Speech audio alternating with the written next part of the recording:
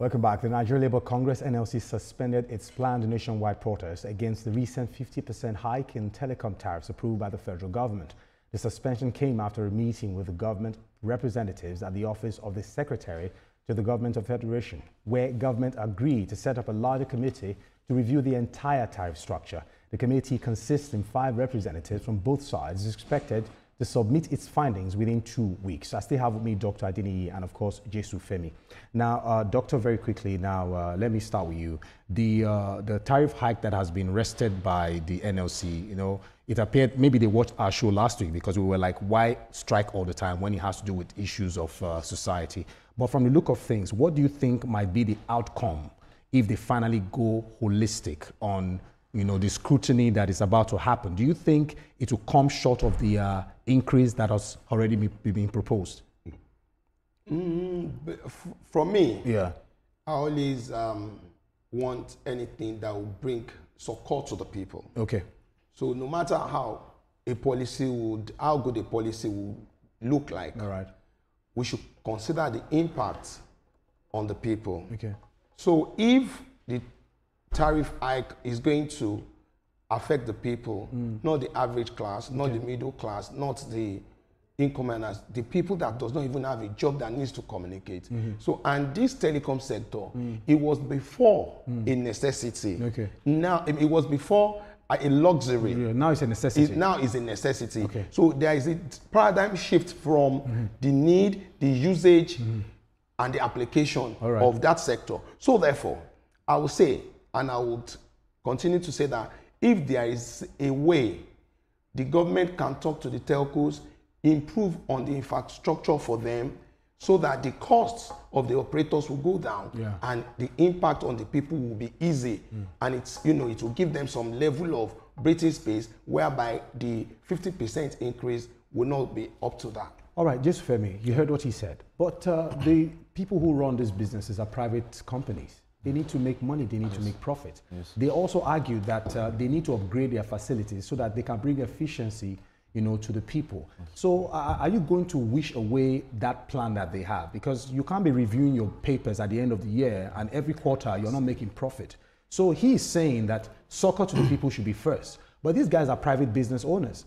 Considering the Forex exchange market right now, and things are not really looking good, the currency, do you think their argument is not justified?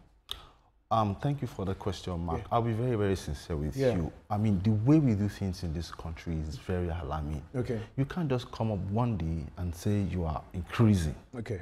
At least you need to give some time. Okay. And you need to give a notice and say, okay, we're going to increase in so time. Okay. You guys prepare yourself. Okay. Additionally. So you don't like the approach? No. Okay. I mean, it's very, very wrong. Okay, good. Additionally, you agree with me that every Nigerian now is going through some sort of suffering or the other. Yeah. So coming up and saying that you want to increase by 50% is also not welcome by me.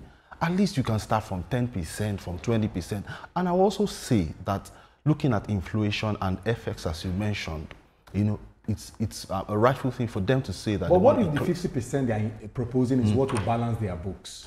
Well, it will. You're a businessman. If you're doing business and you want to do some analysis, you can't just come up with a figure. You have to do scrutiny before you come up with a figure. Exactly. If the 50% tariff hike is what will balance the books on their account, why not? So this is my take. My take is this. This is where the government comes in. Okay. Government also have their research department, which I think that's what they're falling onto right now. All right. They need to research, check what they're talking about, vis-a-vis what is going to tell, how it's going to tell on the people, which I represent. Okay. Then, if what they're saying is okay, why not think of how I'm increasing this in gradually, not coming on these people like 50% or 100%. What if their book is saying increase by 200%? Are you going to go that way? Okay. So, well, you're trying to dribble me there because I only made 50% because you are saying 200. I never went 200. Well, man, everything has gone high. Doctor, gone high. In the real sense, you know that people in that sector, I listen to both sides of the argument, and there is someone that said that, do Nigerians want the present telecommunication sector to go the way Nitel went? And nobody will wish for that, because the explanation that I listened to was that if you do not help the operators, they'll continue to survive till they cannot survive no anymore. All right. So therefore, and there have been arguments for saying that if you allow them to increase the tariff as NCC has done, because they cannot, it's not the operators, you know, for the sake of information, the operators cannot come out and say they want to increase their tariff because it's a very competitive environment. So what was done was there is a benchmark that you will be the minimum for those rates, and there is a maximum benchmark. And the last time that they did this was 12 years ago, 2013. Right. So therefore, while we are talking about the people, saying that the people must try as much as possible which the government should protect the people.